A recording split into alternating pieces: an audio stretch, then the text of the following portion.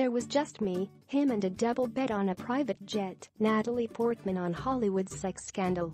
When a Hollywood producer offered Natalie Portman a lift on his private jet with the rest of his company, she saw no reason to hesitate.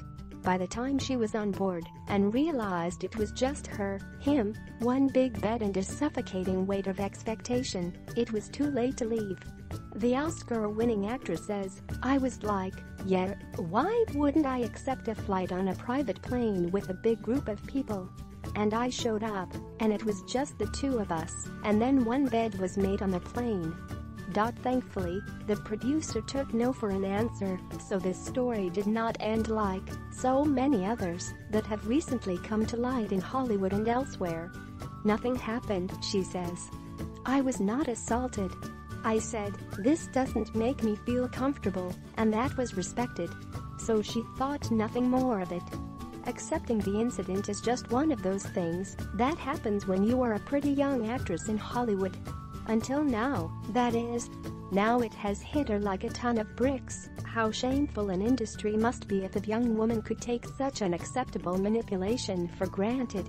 Since the torrent of allegations against movie mogul Harvey Weinstein and others emerged, both in the US and here in the UK, Natalie has looked at this and other episodes in a stark new light. "That was super not okay," she says. "That was really unacceptable and manipulative. I was scared."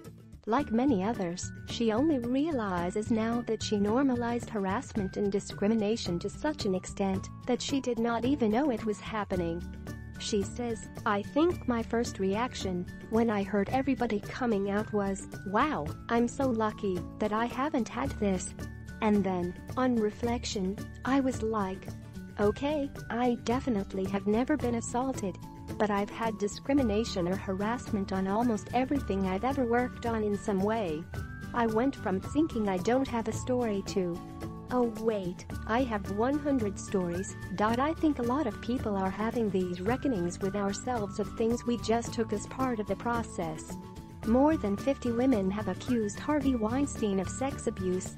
Claims of harassment have also been made against actor Kevin Spacey, who apologized over one incident. Sylvester Stallone and Ed Westwick have both vehemently denied claims made against them, and Dustin Hoffman said of an allegation of harassment, "It is not reflective of who I am." Natalie says the Weinstein scandal will change Hollywood for good. She says, "There are so many things that we took for granted as part of our world. A lot of things that we just kind of put up with for reasons of maybe just being numb to it. But if you spent all your time reporting what was going on, that's all you would do, as it's so pervasive. And yeah, it gets so built into the power struggles in every industry." The Black Swan star, 36, says she has felt that discrimination right from the start of her career. Born in Jerusalem to an Israeli father and American mom, she moved to New York aged 3. She began studying acting and dancing at a young age. She turned down a modeling offer aged 10 to focus on acting, and made her film debut aged 13 in 1994 film Leon, the Professional. Looking at the many guises of discrimination in the industry, she says, "When I promote a film, I have to wear fashion on a magazine cover. A man is in a white t-shirt and jeans on a magazine cover, even that is a form of discrimination. That's a small thing that is not in any way comparable to the accusations of assault.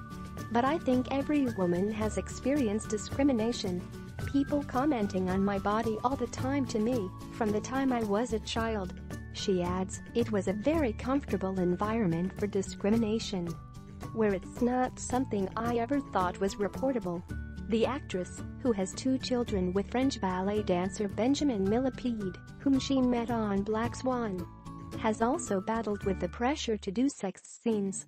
She was still a young teen when she played a sexualized character in 1996 film Beautiful Girls, and the reaction to it frightened her. She turned down a role in 1999 movie Anywhere But Here because it contained a sex scene, but the script was rewritten for her, and she went on to get a Golden Globe nomination. She says, "There was definitely a period where I was reluctant to do any kind of kissing scenes, sexual scenes, because my first roles The reaction, people in reviews would call me a Lolita and things like that. I got so scared by it. Even now, she struggles to make her voice heard.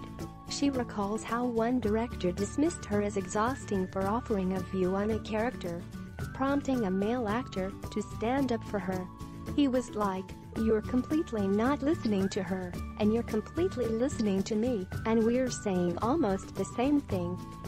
Today, she hopes, with enough voices combining to say enough is enough, it's finally time for things to change.